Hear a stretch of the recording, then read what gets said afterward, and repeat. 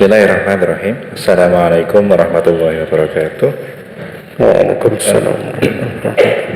Alhamdulillah wassalatu wassalamu ala Rasulillah wa ala wa man tabi'ahum bi ihsanin ila yaumil qiyamah, amma ba'du. Para peserta Gamusa yang semoga dirahmati Allah Subhanahu wa taala dimanapun berada. Alhamdulillah, puji syukur kita haturkan kehadirat Allah Subhanahu wa taala karena di sore ini kita diperjumpakan kembali dalam rangka untuk mengkaji sebagian dari ilmu agama Allah Subhanahu wa taala. Wabil khusus yang berkaitan dengan ilmu fikih wanita yang disarikan dari kitab Fiqhus Sunnah Linisa yang seperti biasa akan disampaikan oleh guru kita Al-Ustaz Abu Idris Enggar Suprantoro Hafizahullah taala. Dan alhamdulillah telah hadir bersama kita sore ini Al-Ustaz Abu Idris Enggar Suprantoro Hafizahullah. Untuk itu kepada beliau kami persilahkan, tafadhal ya Ustaz. Bismillahirrahmanirrahim. Assalamualaikum warahmatullahi wabarakatuh. Alhamdulillahi hamdan katsiran tayyiban barakan fih kama yuhibbu rabbuna wa yardah. Asyhadu an la ilaha illallah wahdahu la syarika lah iqraran bihi wa tauhidah. Wa asyhadu anna Muhammadan abduhu wa rasuluh sallallahu alaihi wa ala alihi wa sahbihi wa man wala wa man tabi'ahum bi ihsan ila yaumil qiyamah. Peserta Gamusa yang dirahmati Allah Subhanahu wa taala, di sore ini kita kembali dipertemukan oleh Allah Tabaraka wa taala untuk melanjutkan pembahasan dari kitab Fiqhus Sunnah Linisa, yang mana pada pertemuan terakhir kita sudah membahas seputar masalah orang yang menyia-nyiakan sholat beberapa tahun dari umurnya, apa yang mesti dilakukan. Maka menurut penulis yang ada di sini, yaitu dia wajib untuk bertobat dengan tobat nasuha. Dia berusaha untuk istiqomah di atas agama Allah Subhanahu wa taala dengan tetap menjaga sholatnya, dan tidak ada kewajiban baginya untuk mengqadha dari sholat yang terlewat darinya atau yang dia meninggalkannya sebelumnya. Ini menurut dari mu'alif kitab ini. Walaupun dalam perkara ini ada silang pendapat ya, tapi kita membahas bagaimana apa yang ada di dalam kitab ini. Kemudian pembahasan selanjutnya adalah qada'us sholawati al-fa'idati bi'udrin, tentang qada' sholat yang terlewat karena udur. Jadi kalau orang meninggalkan sholat karena udur sama orang terlewat dari sholat dikarenakan tidak ada udur, itu berbeda kedudukannya. Tentang qada sholat yang terlewat karena udur, beliau mengatakan man fatatha as-sholatu li udrin syar'iyyin walam takun mutakasilatan au mutahawinatan fa innahu yajibu alaiha qada'uha fawr zabalin udri liqaulihi alaihi salatu wassalam fi sya'nin na'im fal yusalliha idza dzakaraha la kafarata laha illa dzalik laqad taqaddama qariban. Barang siapa yang terlewat dari sholat dikarenakan udur syar'i, dan dia bukan orang yang bermalas-malasan atau orang yang menyepelekan, sungguhnya wajib baginya untuk mengqadha langsung begitu hilang udurnya ya, mau waktu kapan saja dia langsung untuk mengqadhanya berkait dengan hilangnya udur, dikarenakan Nabi alaihi salatu wasallam bersabda tentang orang yang tidur ya, sehingga dia tidak tidak menunaikan sholat dikarenakan tidur, maka Nabi alaihi salatu wasallam bersabda, hendaklah dia sholat dengan sholat tersebut ketika dia ingat. Artinya kalau orang tertidur ketika dia bangun gitu. Kalau orang lupa ketika dia ingat. Dikarenakan tidak ada kafarah untuk sholat tersebut, ya kecuali demikian gitu. Misalnya seorang dia tidak bangun sholat subuh, ternyata bangun sudah sholat sudah siang hari, sudah jam 8, ya dia langsung sholat saat itu ya. Atau seorang dia lupa belum sholat zuhur, ingatnya setelah sholat asar, ingatnya setelah jam 5, maka dia langsung sholat saat itu ya. Jadi udzur di situ, kelupaan itu udzur syar'i. Seorang tertidur juga udzur syar'i ya. Dan telah berlalu pembahasan ini di waktu yang sebelumnya. Wa hadza madhabu al-Malikiyah wal Hanabilah. Ini adalah mazhab dari mazhab Al-Imam Malik, atau pengikut daripada Al-Imam Malik, dan mazhab pengikut Al-Imam Ahmad bin Hanbal. Kemudian wa alaihi falau istaiqadti fawajadti asyamsa qad tala'at fala yazuzu an tu'awidi an-nauma bihajjatin anal waqta qad fa'ata fal alaiki an tusalli hina tastayqadina li'annahu yu'tabaru waktu sholati ya. Di situ pada lafaz antusolli di situ kenapa tidak dibaca tusolliya? Karena di situ dia termasuk af'alul khamsah ya. Dari tusallina artinya di situ ya mu'annas mukhatabah, bukan tusolli sebagai ghaibah ya, tanda ghaibah, sehingga dibaca antusolliya bukan, tapi antusolli ya. Nah, karena kitab ini kan memang khitabnya kepada wanita gitu ya, wanita.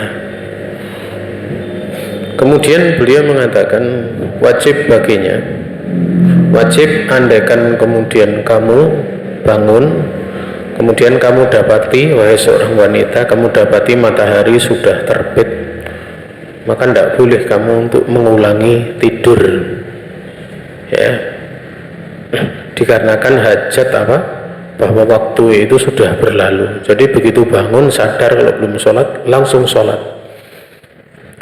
Tapi kalau dia tidur lagi, itu masuk kategori mutakasilatan, orang yang malas ya, menyepelekan ya. Jadi begitu bangun kalau sudah jam 7 misalnya, dia bangun langsung sholat, sementara tidurnya sebelumnya itu lelap, tidak terbangun ya.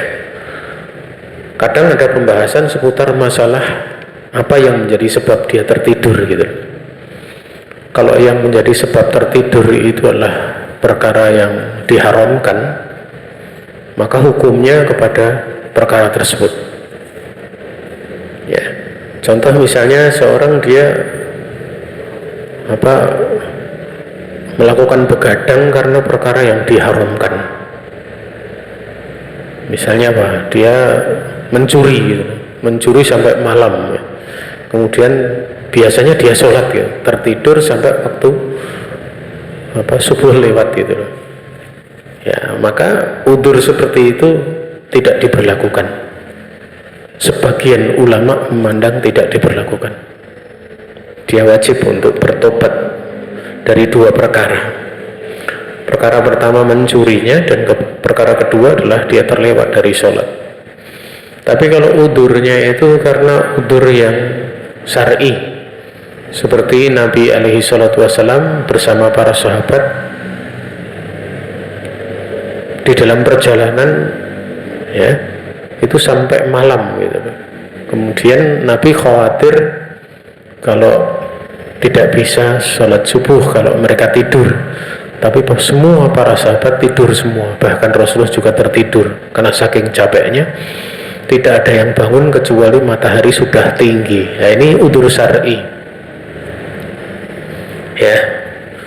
Bagaimana kalau udzurnya itu orang nonton sepak bola gitu.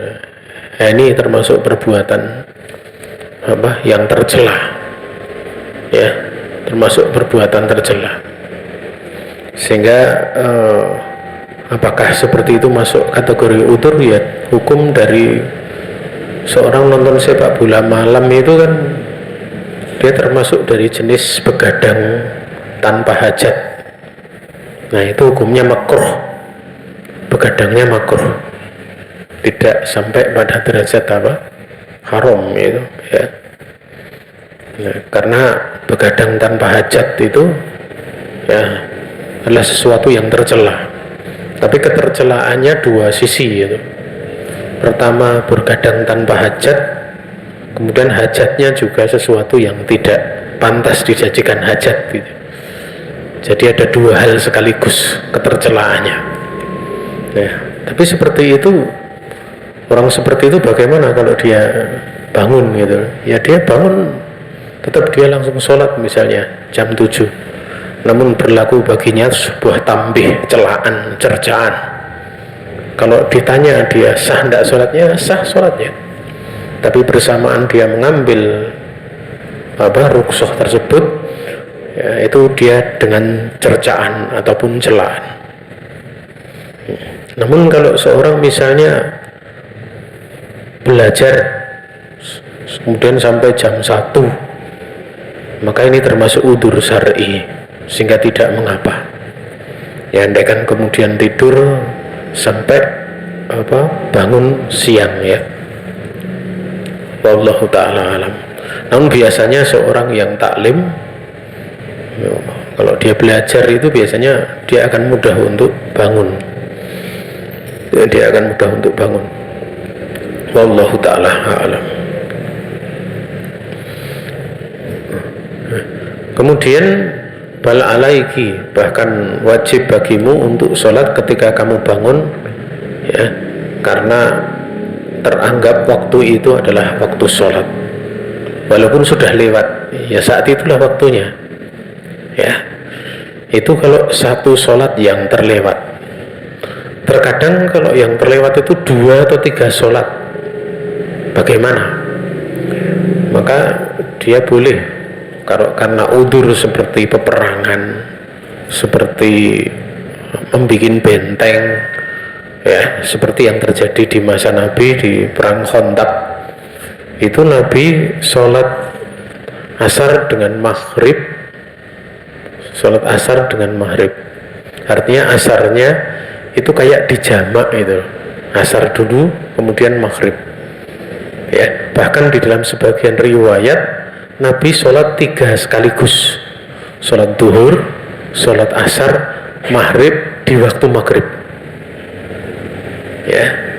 Artinya kalau misalnya diserang terus, ya, atau misalnya membuat parit atau membuat benteng agar banjir tidak mengenai gitu, menyelamatkan, ya, atau seorang lari dikejar tsunami gitu, ya,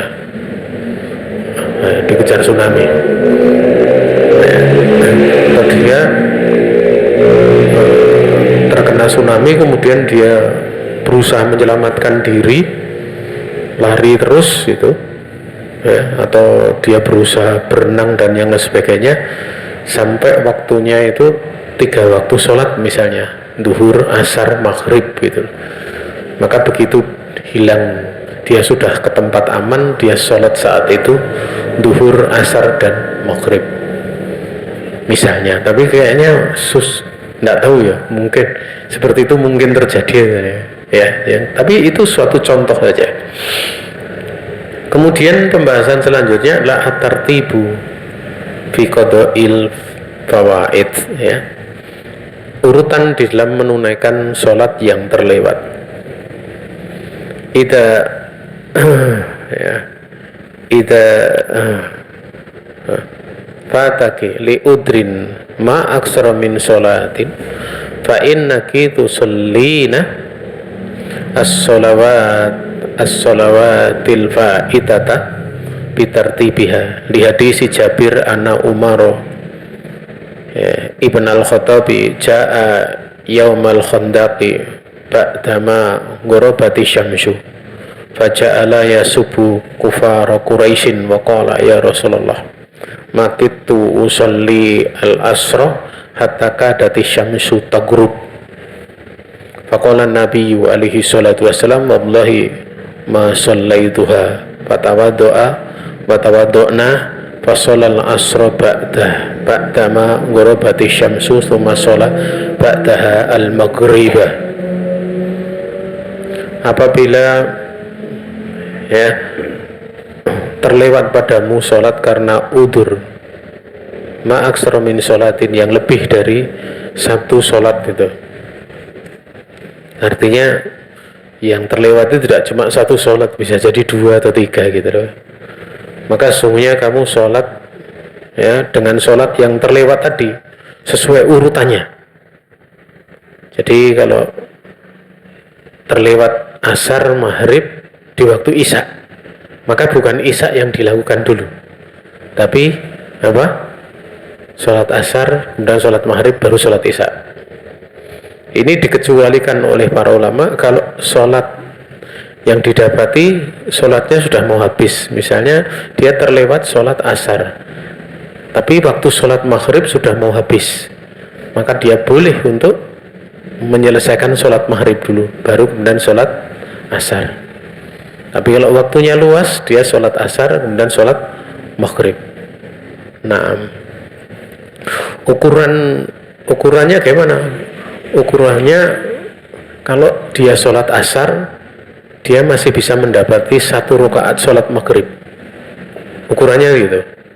Karena sholat maghrib 1 rakaat, 2 rakaatnya di waktu isya, itu teranggap dia mendapati sholat maghrib. Nah, ya, jadi sesuai urutannya. Yang menjadi iskal itu kalau seorang di dalam safar, seorang dia dalam safar, dia belum sholat maghrib, kemudian dia mampir di masjid, imamnya sholat isya. Ya, ini kadang, kalau ini kan sebenarnya dia punya hak untuk menjamak gosor di waktu akhir gitu. Tapi karena dia masuk masjidnya itu imamnya sedang sholat isya, apa yang dia lakukan? Dijelaskan oleh para ulama, dia makmum pada imamnya ya dengan niat sholat maghrib. Nanti di saat imamnya itu naik ke rakaat keempat, ya, dia duduk untuk tahiyat akhir. Ya, duduk untuk tahiyat akhir dengan niat dia memutus keimaman. Memutus kemakmuman, bukan keimaman. Nah, kalau dia itu kalau dia masbuk nggak ada masalah, masbuk 1 rakaat itu udah 3 sama-sama 3 gitu, itu nggak ada masalah. Masbuk 2 rakaat nggak ada masalah, tinggal nambah 1 rakaat. Apalagi masbuk 3 rakaat, dia tinggal nambah 2 rakaat. Yang kadang jadi iskali itu masbuk pada saat 1 rakaat, karena dia mendapati rakaat pertama itu nanti tahiyat awal, rakaat kedua tidak tahiyat, rakaat ketiga kemudian baru tahiyat, karena imamnya seperti itu. Maka yang seperti ini tidak ada masalah. Namun hukumnya gimana? Dia meniatkan bahwa tahiyat tersebut sebagai tahiyat awal, ya, sebagai tahiyat awal, tahiyat yang pertama, dan tahiyat akhir dia niatkan sebagai tahiyat akhir dari sholat maghribnya. Ya. Ingat ya, tadi kalau dia tidak masbuk, ya, dia akan dapati 4 rakaat nanti. Sementara dia sholat maghrib, maka di rakaat ketiga dia tidak ikut bangkit berdiri, tapi dia sholat maghrib dengan niat memutus apa? Memutus kemakmuman, dan itu diperbolehkan, ya, diperbolehkan. Bahkan para ulama membahas seputar bagaimana kalau imam itu sholat 5 rakaat dan makmum sudah yakin kalau itu rakaat kelima. Misalnya sholat isya, apakah makmum ikut imam sholat kelima? Itu dijelaskan oleh para ulama, dia tidak, dia memutus kemakmumannya, ya, dia bisa untuk bertasbih agar supaya dia kembali. Tasbih dilakukan oleh makmum dikala imam itu sudah tumak ninah, itu diperbolehkan untuk tambahan rokaat yang terakhir. Kalau tambahan rokaat atau yang sebelumnya atau yang tertinggal, misalnya kayak sholat di rokaat kedua kan tahiyat awal, dia tanpa tahiyat awal dia naik ke atas, itu tasbih berlaku kalau belum tumak ninah. Kalau sudah tumak ninah ikuti saja. Tapi khusus rakaat terakhir itu mau imamnya sudah tumak ninah atau enggak, itu berlaku tasbih dan tidak perlu untuk mengikutinya. Tidak perlu untuk mengikutinya.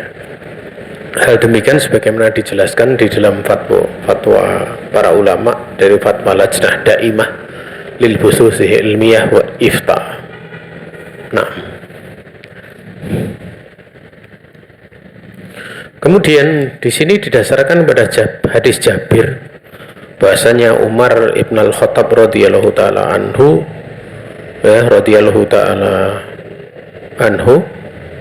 beliau datang pada hari Khandaq setelah matahari itu sudah tenggelam. Maka beliau pun mencela orang-orang kafir Quraisy, ya, karena menjadikan mereka, para sahabat, tidak sempat sholat. Maka dia berkata, ya Rasulullah, hampir-hampir aku ini tidak sholat asar, ya, kecuali sampai matahari itu tidaklah aku sholat, hampir aku ini tidak melakukan sholat sampai matahari itu hampir tenggelam. Jadi Umar waktu itu masih sempat sholat, dan sholatnya di situ tidak diterangkan jamaah, tidak ada penjelasan jamaah. Terbukti pada itu Umar cerita, Rasulullah mengatakan, demi Allah saya juga belum sholat. Berarti kalau beliau belum sholat, berarti kan tidak jamaah, kemungkinan terbesar, ya. Wahakada. Maka Nabi pun wudhu, kemudian kami pun wudhu, artinya kami itu berarti Jabir ikut. Maka beliau sholat asar setelah matahari itu tenggelam, kemudian setelah itu beliau sholat maghrib. Ini menunjukkan syarat di dalam sholat itu kan dukhulul waqt, atau sholat dalam posisi waktunya sudah masuk, atau sholat itu masih berada di atas waktunya. Tapi karena ada udzur, maka waktu itu kemudian dia digugurkan dari kesyaratannya, gitu. Dari kesyaratannya. Itulah penerapan fattaqullaha mastata'tum. Ya. Bertakwalah kalian kepada Allah dengan segenap kemampuan kalian. Ini juga berlaku untuk syarat lainnya. Syarat tidak ada air, ya. Bagaimana kalau syarat nggak ada debu, nggak ada air, nggak ada debu, nggak ada tanah? Seperti orang misalnya dihukum tubuhnya digantung di langit, gitu loh. Mungkin enggak? Mungkin saja. Orang misalnya tubuhnya digantung di atas pohon, tapi digantung bukan lehernya, jadi masih hidup, cuma tubuhnya digantung saja. Itu kan tidak mungkin untuk apa? Pakai air wudhu tidak mungkin, tayamum juga tidak mungkin karena tangannya diikat. Nah, seperti itu dia cukup dengan isyarat.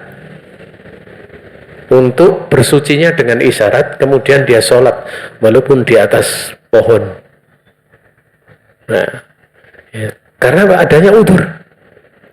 Termasuk pula adanya udzur itu kalau di dua jalan ada najis, sementara dia tidak mampu untuk menghilangkannya karena lumpuh dan yang lain sebagainya. Itu bukan berarti kemudian tidak sholat. Ini pentingnya ya ilmu-ilmu khusus seperti itu untuk dipelajari.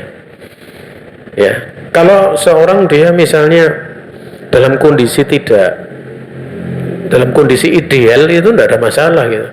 Tapi kalau kondisi sudah tidak ideal, itu kadang karena kebodohan orang ninggalkan sholat. Alasannya karena tubuhnya penuh najis. Seperti itu. Ya, sehingga sering kita dapati beberapa pertanyaan itu seputar masalah itu. Orang tuanya udah sepuh nggak mau sholat karena udah penuh najis dan lain sebagainya. Juga anaknya di saat seperti itu di satu sisi kurang perhatian lagi, repot lagi gitu. Akhirnya jadi permasalahan yang banyak. Ya, masalah yang banyak. Ya. Kemudian lakin idza kana tartibu saya tarat tabu alaihi khuruju waqti sholatil hadirah fa innaki tusallina al hadirata thumma tusallina allati fatat qablaha. Ya, wala yalzamuki an tu'idi al hadirata maratan ukhra li adami dalili ala wujubi tartib. Namun apabila tertib itu berkonsekuensi, berakibat waktu sholat yang hadir itu akan terlewat atau keluar, ya, maka sesungguhnya kamu sholat yang hadir itu aja, sholat di waktu yang di situ ada, kemudian kamu sholat yang tadi terlewat sebelumnya, dan tidak ada keharusan kamu mengulangi sholat yang hadir tadi di waktu lain karena tidak adanya dalil tentang wajibnya, ya, untuk tertib. Dalam kondisi seperti itu tidak diharuskan tertib. Jadi begini, tadi sudah dicontohkan, misalnya seorang dia nggak sempat sholat asar seperti kasus perang kontak, kemudian dia sudah masuk waktu maghrib, waktu maghribnya tinggal sedikit sekali, 1 rakaat mungkin, maka dia sholat maghrib dulu, tidak sholat asar dulu, baru setelah selesai baru sholat asar, dan tidak ada kewajiban untuk mengulangi sholat maghribnya, ya, agar supaya urut, artinya asar dulu baru maghrib, tidak ada kewajiban qadha, artinya itu sah. Kenapa? Karena keterdesakan, ya, keterdesakan, ya. Kenapa juga? Dikarenakan sisi yang lain bahwa seorang sholat di waktu hadirnya sholat itu adalah maksud di dalam pensyariatan. Kalau kemudian dia mengundur sholat asarnya dulu, kemudian maghribnya nanti di waktu isya, berarti ada 2 sholat yang terlewat. Maka 1 sholat yang terlewat itu lebih didahulukan dibandingkan 2 sholat yang terlewat waktunya. Itulah pemberlakuan namanya irtikabu akhofi ad-dororo ini. Memberlakukan mana yang paling ringan dari 2 bahaya. Dari 2 bahaya. Terlewatnya 2 waktu sholat atau 2 waktu untuk masing-masing sholat itu lebih berat dibandingkan terlewat 1 sholat. Artinya sholat asar dilakukan di waktu maghrib ataupun dilakukan di waktu isya itu sama-sama terlewat, tapi 1 sholat, ya.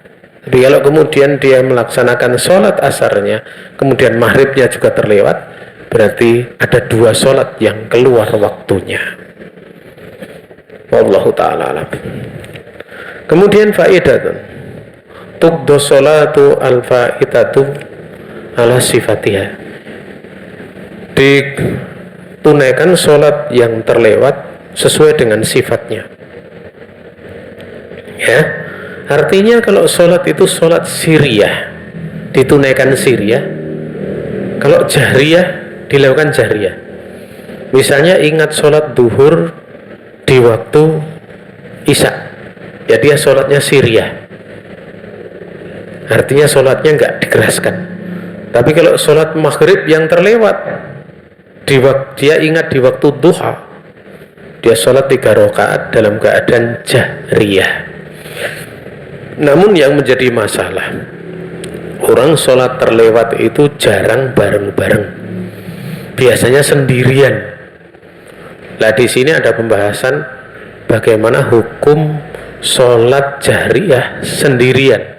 Apakah dia juga jahr atau dia sir? Madzhab Syafi'i berpandangan orang sholat maghrib, sholat isya, sholat subuh sendirian dikeraskan. Itu madzhab Syafi'i. Dia ya. Tapi Imam Ahmad bin Hambal, sebagian pendapat beliau mengatakan yukhoyar atau bitakhyir, boleh keras, boleh tidak. Dan yang masyhur di Indonesia kan kebanyakan kalau sholat sendiri maghrib tidak keras, kan gitu, tidak keras.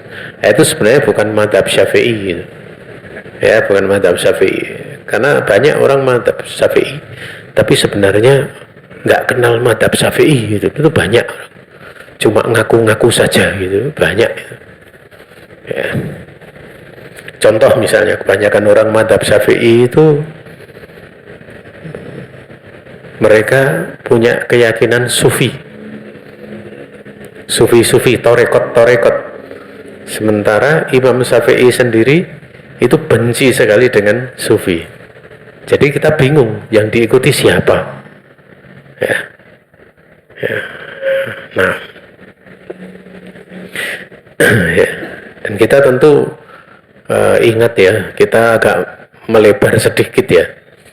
Kalau kita membahas secara hukum, ini hukumnya haram, hukumnya makruh, dengan ilmiah itu kita lebih mudah gitu.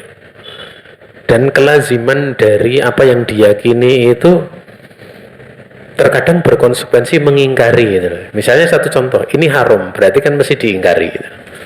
Padahal di dalam mengingkari itu kan ada patokan. Misalnya satu contoh, mengingkari itu dengan apa? Dengan tangan, dengan lisan, dengan hati.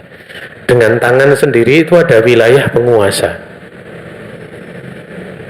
Kalau itu menjadi wilayah penguasa, jangan memasukinya. Itu namanya nggak tahu kadar diri. Ya nanti jadi, ya kalau misalnya polisi di nilang di jalan itu nggak masalah ya. Tapi kalau polisi cepek itu nilang, ini ada pelanggaran orang tidak pakai helm ya. Yang polisi Pak Ogah di jalan-jalan itu kemudian nilang, itu kan mengingkari gitu. Tapi itu namanya apa? Nggak tahu kadar diri, karena wilayahnya polisi.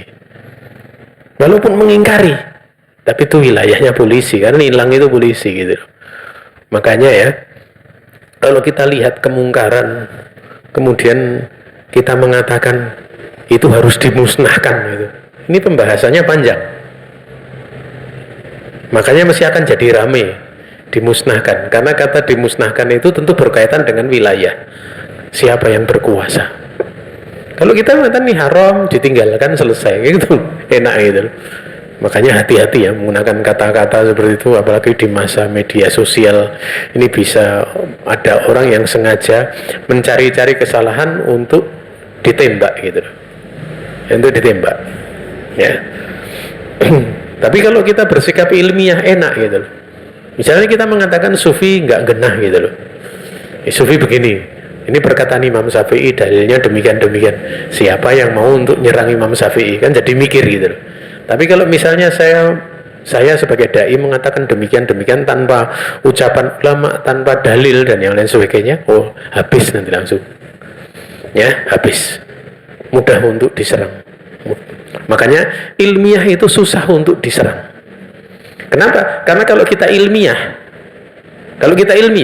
orang itu mau nyerang kita harus melalui ilmiah juga. Misalnya kita pakai kitab, baca kitab, ada bahasa Arabnya, mau nyerang, mau raiso moco kitab gitu. Mau nyerang gimana? Ibaratnya begitu mau ngomong, wah kowe alih bengkongnya ru ngerti ya, gitu. Alih maksurohe ru ngerti gitu loh. Sudah selesai gitu loh. Ya, alif taknis misalnya, alif taknis al maksuro atau mamdudah aja nggak tahu, kok mau mengkritisi gitu. Tapi kalau misalnya nggak pakai kitab, ya mudah sekali dihabisi gitu loh. Ya, wallahu taala alam. Paling ya, kalau ada orang yang menentang tatkala kita menyampaikan dengan bahasan kitab atau dengan penjelasan ulama demikian gitu, itu biasanya mereka akan mentakwil, oh maksudnya nggak seperti itu. Nah, seperti itu biasanya kayak gitu. Oh maksudnya ayatnya nggak seperti itu, hadisnya nggak seperti itu, padahal udah dijelaskan tafsirnya, dijelaskan penjelasan ulama. Atau akan lebih halus lagi, oh di sini ada perbedaan pendapat di kalangan para ulama, itu masih mending. Ya, artinya tidak terjadi apa? Benturan, tidak terjadi pencelaan, tidak terjadi begini begitu. Kalau seorang dia ilmiah, makanya ya, dulu Nabi itu di dalam berdakwah beliau ilmiah, menjelaskan malamnya itu seperti siangnya, terang sekali. Sehingga tatkala Abu Jahal, Abu Lahab itu mengatakan Nabi tukang sihir, orang gila, dikatakan Nabi itu demikian itu, nggak ada buktinya semua. Oh ternyata dia cuma bisa mencela, nggak ilmiah gitu. Kalau orang nggak ilmiah itu pantasnya dikatakan bodoh. Makanya kemudian digelari Abu Jahal, ya bapak orang yang paling bodoh, bapak kebodohan. Sehingga Abu Jahal dan Abu Lahab itu dikatakan sebagai Abu Jahlain, bapak dari dua kebodohan. Kedua orang itu sama-sama bodoh semua. Ya, tapi kalau nggak pakai penjelasan ya repot jadi urusannya. Nah, itu pentingnya ya. Makanya mengaji kitab itu insya Allah gitu. Orang kalau mau mengkritik, orang yang ngaji kitab harus mengkritik kitabnya. Mau mengkritik kitabnya itu harus tahu bahasa Arab, tahu ilmu usul, tahu ini ya. Monggo mengkritik silahkan. Jadi nanti yang menyampaikan tinggal mengatakan seperti ini. Nah, jenengan punya kitab yang lebih bagus, silahkan kita ngaji tidak apa-apa, selesai kan? Atau kita ajarkan kitab itu, selesai. Artinya sama-sama ilmiah. Tapi kalau tidak ilmiah, nggak usah ditanya. Kata-kata itu bisa dibawa terbang kemana-mana. Ya, makanya di antara pesan dari guru-guru kami ya, kalau ngajar pakai kitab, ya. Jangan kitabnya babul miyah, kitabnya itu membahas seputar tentang air, tapi yang dibahas malah kenapa pemerintah kok selokannya banyak rusak, nggak dibangun gitu, nggak diperbaiki. Itu kan nggak nyambung.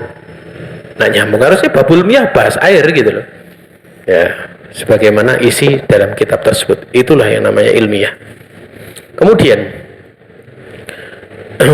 faida nasiti sholat al-isya'i misalan wahiyya jahriyatan falam tadkuriha illa fin nahar fa innaki tusallinaha fin nahari jahron wa hakadha.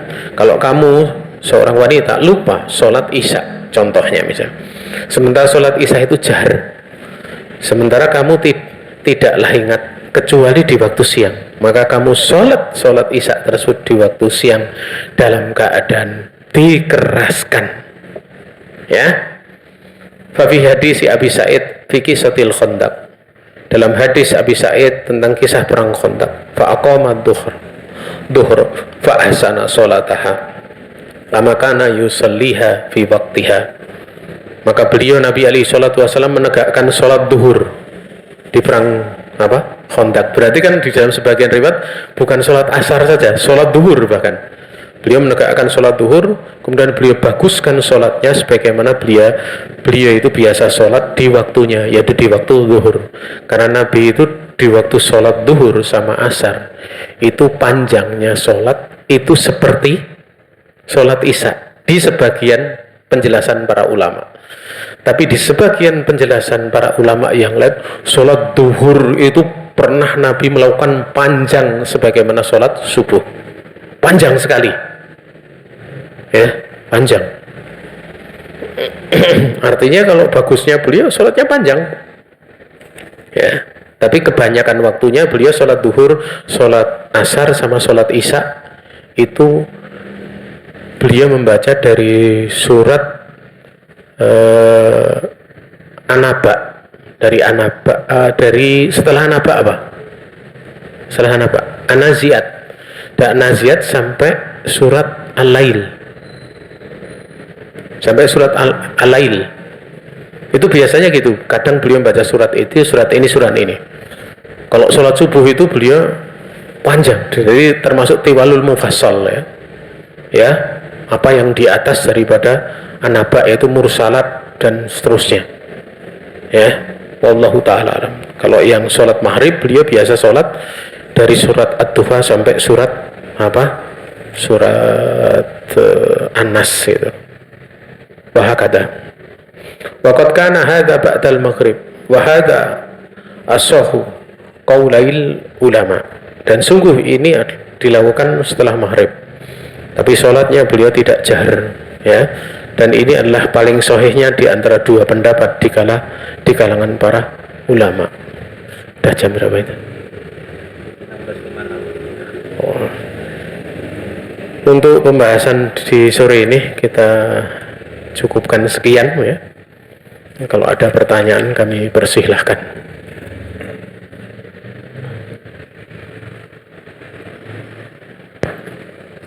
Kami ucapkan jazakallahu khairan kepada Al-Ustaz Abu Idris Nengel Subrantara hafizahullah atas ilmu yang telah disampaikan. Baik, peserta kamu yang semoga dirahmati Allah Subhanahu wa taala. Sesi berikutnya itu tanya jawab. Bagi peserta kamu yang ingin bertanya secara langsung dengan open mic ataupun melalui tulisan, kami persilahkan. Tafadhol.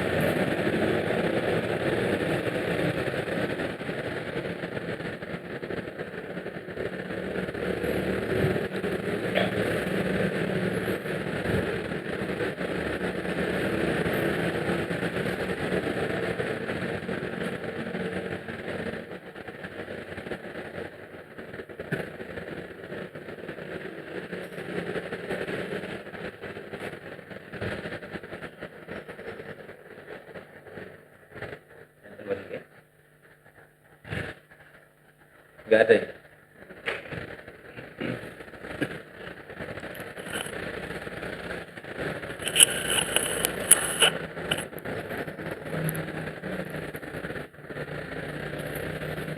Baik, dikarenakan tidak ada pertanyaan, kita masuk pada sesi berikutnya, yaitu penutupan. Sebelum ditutup, saya selaku pembawa acara, demikian pula mewakili rekan-rekan panitia, apabila dalam penyelenggaraan taklim pada sore hari ini banyak kekurangan, kami mohon maaf yang sebesar-besarnya. Kita memohon taufik kepada Allah Subhanahu wa taala supaya bisa kita mampu mengamalkan apa yang sudah kita pelajari. Kita akhiri taklim pada sore hari ini dengan doa kafatul majlis. Subhanakallahumma wa bihamdik, asyhadu an la ilaha illa anta, astaghfiruka wa atubu ilaik. Wassalamualaikum warahmatullahi wabarakatuh. Waalaikumsalam.